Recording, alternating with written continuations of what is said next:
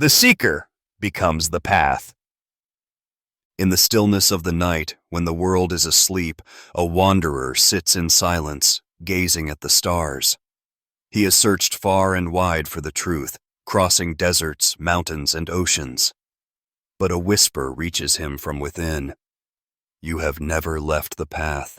You are the path. This is the secret that few come to understand.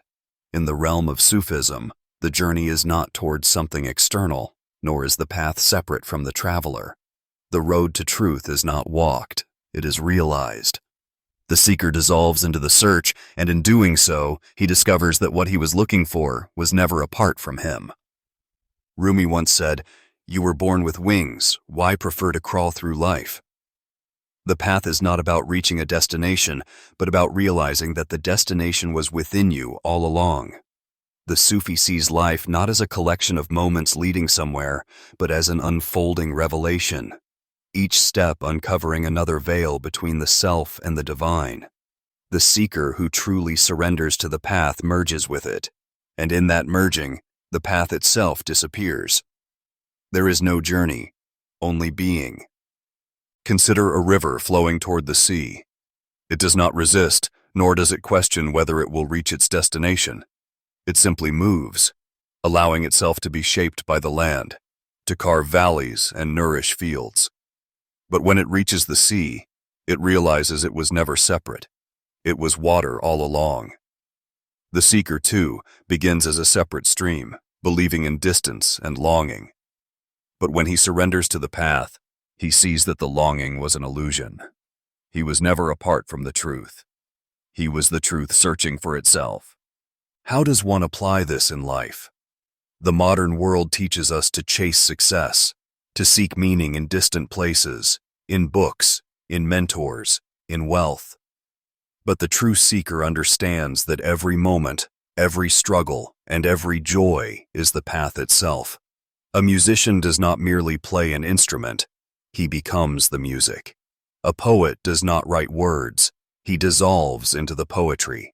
The lover does not love another, he becomes love itself. This is the secret of the path. It is not something you follow, it is something you become. If you wish to walk this path, begin by listening, not to the noise of the world, but to the silence within. When you no longer seek, you will find. When you no longer search, you will arrive. And when you finally let go of the idea that you are separate, you will see that you have always been home. A traveler once came to a Sufi master and asked, "Where is the path to truth?" The master smiled and pointed at the traveler's own feet. Confused, the traveler insisted, "But I have searched for years, following many roads, studying countless teachings." The master replied, "And yet, every road you walked, every lesson you learned, every mistake you made, was that not the path?" The illusion of distance is the first veil that the seeker must remove. In the eyes of the Sufi, the journey is not measured in miles, but in the depth of understanding. Every step, every moment, and every breath is not leading you somewhere. It is shaping you, revealing to you what has always been. The path is not outside of you, it unfolds from within. Al-Hallaj, the Sufi mystic, proclaimed, "I am the truth," and for these words he was executed. But those who understand the secret of the path know that he was not speaking from the ego, but from the annihilation of it. When the seeker dissolves, only the path remains, and in that realization, the separation between seeker and truth vanishes. To become the path means to erase the false boundaries between self and existence, between journey and destination. It means to understand that you are not walking towards the divine. You are awakening to the divine that has always been within you. Imagine a sculptor with a block of marble. With every strike of the chisel, he removes what is unnecessary, revealing the form hidden within. The path of the seeker is the same. Every challenge, every heartbreak, every moment of despair, these are the chisels that shape you. At times, the path feels painful, as if you are losing parts of yourself. But in truth, you are only losing what was never you. A young man once came to a Sufi master and said, "I wish to walk the path, but I am lost. How do I begin?" The master handed him a cup and filled it to the brim with water. Then, without a word, he kept pouring, causing the water to overflow. The young man stepped back, startled. The master then spoke. "You are like this cup, filled with your own ideas, your own desires, your own illusions. If you wish to walk the path, you must first empty yourself."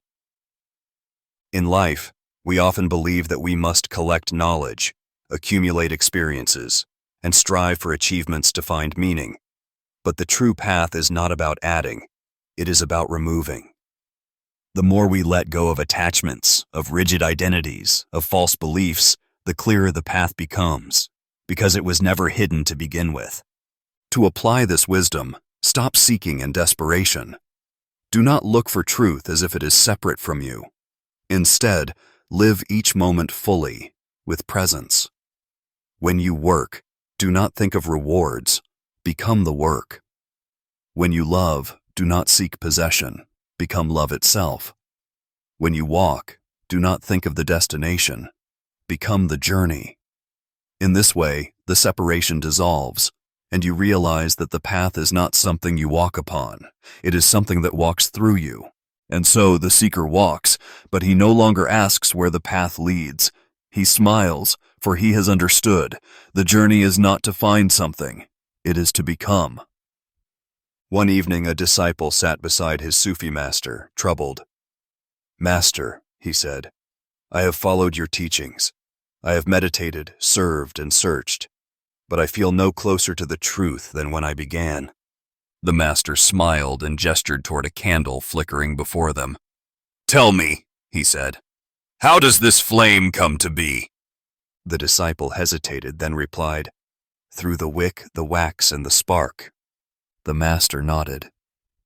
"And yet, if the wick resisted the fire, if the wax refused to melt, would the light appear?"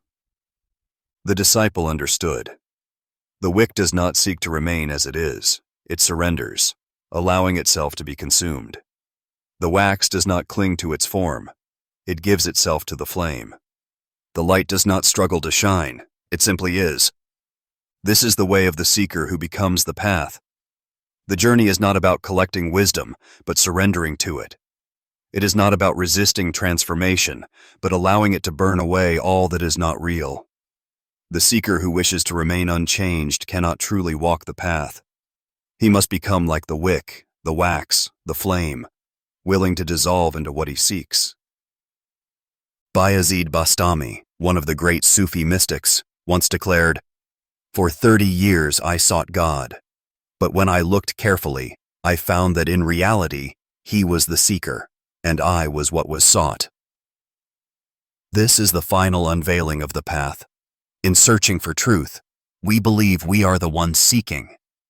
But in truth, it is the divine calling us home. The path is not about reaching something. It is about recognizing that we were never separate. Consider the story of a man lost in the desert. He searches desperately for an oasis, his mind filled with longing. Days pass, and he grows weak. Finally, exhausted, he collapses, surrendering to the vastness around him. In that moment of stillness, he hears a sound he had missed before, the soft trickling of water beneath the sand. He had been standing above a hidden spring all along, but his frantic searching had drowned out its whispers. The path reveals itself when we stop chasing it. The seeker who becomes the path no longer rushes toward truth. He abides in it.